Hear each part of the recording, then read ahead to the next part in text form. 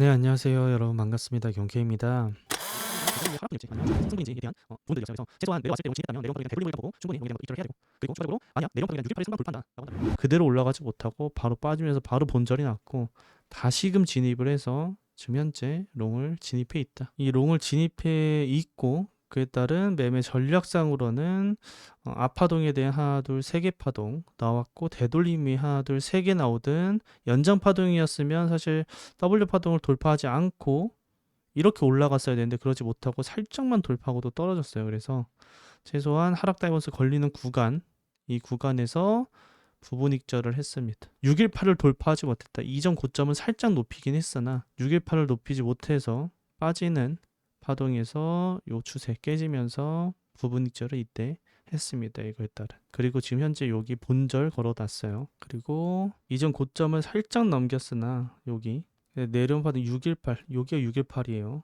이전 고점은 넘겼지만 이 부분을 618을 상반 돌파하지 못했고, 그래서 첫 번째 불규칙 및 상승 다이버런스가 걸려있는 중첩되는 부분들, 만약에 다시 깨게 된다면 전체 되돌림으로 볼 거다. 그래서 이때 롱을 진입했다. 이렇게까지 근거와 그에 따른 매매 전략을 세웠다. 아직 618을 돌파하지 못했기 때문에 추가적인 하락으로 만들어야 되는지에 대한 내용에 대해서 한번 설명드려보도록 하겠습니다. 그 전에 좋아요 한 번씩 부탁드립니다. 일단 소파동 카운팅 상으로는 이거는 불규칙이 맞는 것 같아요. 다만 이 불규칙 이후의 상승분은 보통은 큰 상승을 만들어낼 가능성이 높습니다. 근데 지금 X를 한 번, 두 번 돌파하고 나서 떨어지고 있는 상황이에요.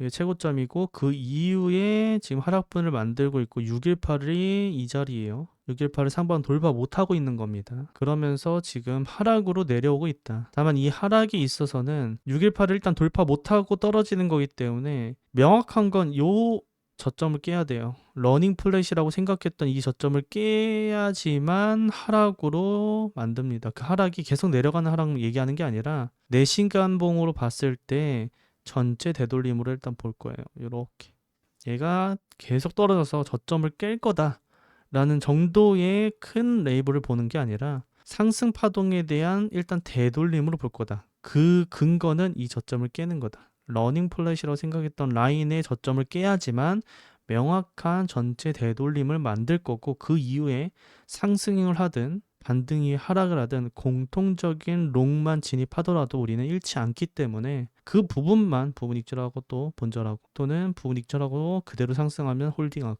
이러한 형태의 롱을 진입해 볼 거고, 추가적으로 당연히 되돌림 숏도 진입해 볼 수는 있다. 그거에 대한 모든 근거는 618을 아직 돌파하지 못하는 상황이고, 아싸리 돌파했다가 떨어졌다면 롱만 진입했을 거예요, 저는. 근데 숏까지 봐야 되는 상황이다. 그러니까 양방향 매매를 필히 해야 될 구간이다 라고 판단하고 있습니다. 그래서 4시간봉, 시간봉 상으로는 내려오면 롱이다 라는 건 아직 변치 않다. 그리고 4시간봉 상으로도 상승 파동에 대한 일단 되돌림으로 본다는 건 아직 롱을 바라보고 있다. 그리고 시간봉으로 봤을 때 그렇다면 얘가 내려오게 된다면 롱을 바라보면 될 것 같고, 그 전에 러닝 플랫을 깨지 않는다는 건 상승 파동에 대한 아직까지의 상승, 추가적인 상승이 남아있을 수 있다라는 것을 의미합니다. 그리고 지금 시간봉상 얘가 이 저점을 깨기 전까지 내려오게 되면 또 히든 상승 다이버전스가 걸린다. 얘가 이 저점을 깨지만 않으면 돼요. 그러면 이렇게 걸립니다. 얘가 내려오면서.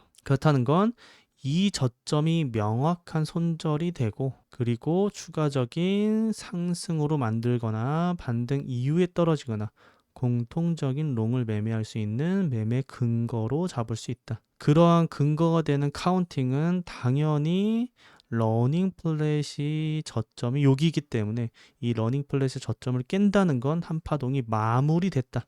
Y 파동은 없다. 끝났다. 라고 판단할 수 있기 때문입니다. 그래서 러닝 플랫이 끝났다는 거는 이 저점을 깼다는 거고, 깨지 않았다는 건 Y의 연장 파동이 아직 남아있다는 거기 때문에 명확한 손절로 작용한다. 그래서 전체 되돌림을 깨게 되면 전체 되돌림을 보고 되돌림 자리에서 롱을 진입하면 되는 거고, 그 전, 여기 오기 전에 매매를 어떻게 해야 되냐라고 접근한다면 최대 손절은 이 라인에 손절을 하고 내려오면 롱을 진입해 볼 필요가 있다.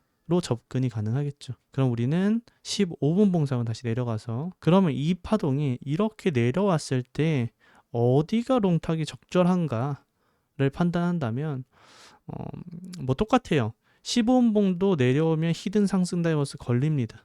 다만 5분 봉에 여기 소파동 내려오는 거에 상다 자리에서 진입하면 가장 좋아요. 그게 손절 라인이 가장 타이트할 거예요. 즉 이 고점부터 지금 내려오는 파동의 한 파동으로 보고 이게 한 파동 끝났다 라 보고 이거에 따른 되돌림 롱에 대한 매매 전략을 세우는 겁니다. 가장 명확한 손절은 전저점이지만 이 러닝의 시작점이지만 이 시작점을 지금 진입해서 손절하기에는 손익비적으로 따지면 한 1,500불 정도 떨어져야 되는 상황이에요.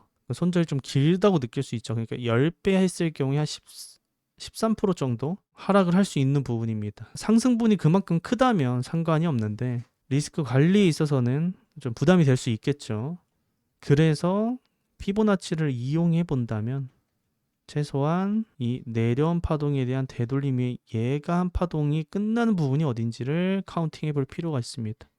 그러려면 5분 봉을 확인해 봐야겠죠. 5분 봉 카운팅을 해봤을 때 단순히만 보더라도 하나의 파동이 있고 되돌림 적절히 좋고 다시 내리는 파동, 요게 한 파동으로 볼 수 있겠죠. 그리고 이 파동에 대한 되돌림 이후에 파동 카운팅상은 지금 하나, 둘, 세 개 파동을 만들고 있어요. 그러면 우리는 333 되돌림 333으로 볼 수 있겠죠. 이게 5파동 카운팅은 최소한 이게 5파동 카운팅이 돼야 되는데 그래 보이지 않죠. 뭐 리딩 다이아고날이 되면 좋은데 이렇게 추세로 왔다 갔다 하는 리딩 다이아고날, 그러니까 이스펜딩형 다이아고날이라고 쳐도 불가능하다라고 볼 것 같고요. 그러면 얘는 5파동 카운팅이 되지 않는다.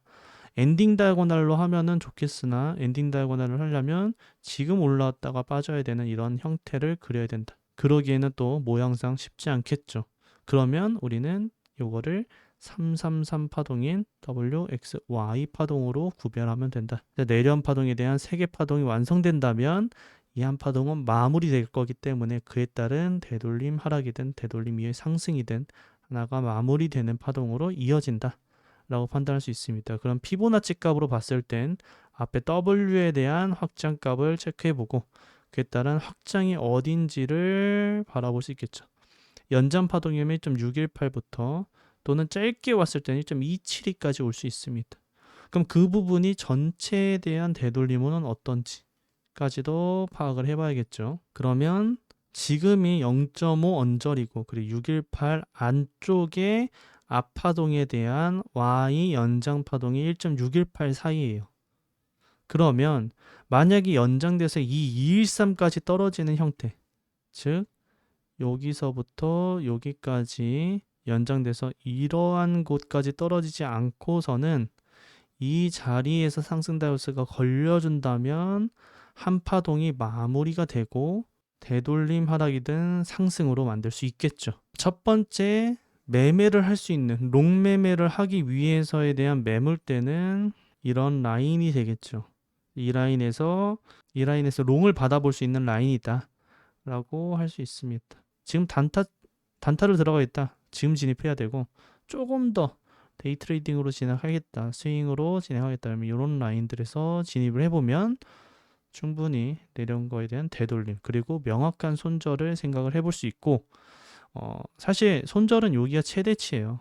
여기에 손절하는 게 맞아요. 근데 여기 진입해서 여기 손절하기에는 손절 라인이 좀 길다 보니까 저배로 할 경우에는 명확한 손절을 하는 게 좋습니다. 근데 고배로 한다라고 하면 너무 큰 손절이다. 그래서 각자의 매매 배율에 맞춰서 손익비를 계산해 보시고 매매를 해보시면 충분히 가이드라인이 되지 않을까라고 생각을 하고 있습니다. 그 부분을 체크해 두시면 되고요. 아무튼 다시 정리를 해본다면 파동 카운팅은 333이다. 그렇기 때문에 지금 올라가든 이 자리에서 올라가든 추가적인 내려온 파동에 대한 되돌림은 줄 수 있다. 당연히 깨지면 바로 손절하셔야 돼요. 왜냐? 여기가 사실 명확히 깨지면 떨어질 가능성이 매우 높지만 그래도 내가 첫 번째 들어가려고 했던 라인보다 벗어났는데도 불구하고 들고 있다. 그러다가 손절 못해요. 계속 내려가는데도 손절 못하고 청산당합니다. 매매는 계획성을 갖고 그에 맞춰서 그대로 시행해야 돼요. 안 그러면 내동매매하게 돼 있어요. 시나리오를 작성하는 이유는 단 한 가지. 내동을 안 하기 위해서예요. 그냥 내가 매매하기 직전에 짜놓은 프레임 그대로 쭉 진행을 하고 틀리면 다음 시나리오로 넘어가는 거지. 이게 파동이 바뀌거나 손절 구간이 왔는데도 불구하고 그걸 손절하지 않고 계속 들고 간다라고 하는 건 결국은 돈을 벌더라도 나중에는 다시 꼬꾸라집니다. 그래서 욕심 부리지 말고 딱 맞춰서 내가 처음 생각했던 그대로 매매를 진행하는 게 가장 완벽한 매매라고 볼 수 있다. 그래야지 길게 할 수 있어요. 아직까진 롱이다. 그래서 롱을 바라보고 있고, 다시 한번 말씀드리지만 어디가 깨지면 안 된다고 했죠. 이 라인이 깨지면 러닝 플랫은 끝난 거다. 파동에 근거하는 우린 매매 전략인 거예요. 깨지면 안 되는 구간을 깼다는 건 손절을 해야 된다는 거니까 꼭 그 점을 이해하고 넘기셨으면 좋겠습니다. 그러면 알트는 어떻게 매매해야 되는지 한번 보도록 하겠습니다. 공통적으로 진입할 수 있는 롱을 보였다. 돌파되는 종목까지 돌파할 수 있는 충분한 위치이기 때문에 이건 롱을 진입했다라고 생각하시면 될 것 같고, 그리고 아브란치 같은 경우에는 마찬가지로 올라왔던 파동에 대한 아무튼 전반적으로 다 말씀드렸고요. 더 궁금한 사항 있으시면 댓글 작성해 주시고 다음 방송에서 더 좋은 관점으로 찾아뵙도록 하겠습니다. 다들 편안한 밤 되시고요. 잘 자요. 경바.